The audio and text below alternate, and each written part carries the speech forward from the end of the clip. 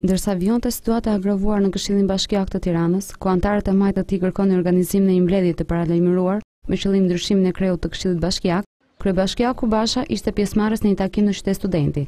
Ai shpalosi projektin për ngritjen e 15 pikave ku ofrohet internet falas për studentët, ndërsa në kundal tek situata në Bashkinë e Tiranës. Kjo ditë e sotme ku ne përurojmë të shërbim ka dy domethënie.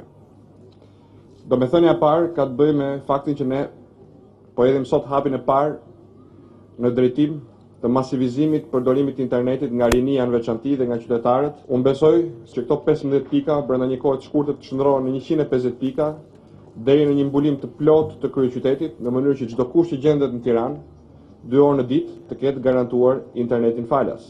Ky projekt i realizuar me anë të bashkëpunimit Alp Telekom, Eagle Mobile dhe Bashkisë së Tiranës do t'ju shërbejë banorëve të Qytetit Studentit ku i ofron atyre internet falas për 2 orë. Me këtë rast, Basha e ka shmangur situatën e rëndë e dyerve të mbyllura në bashki.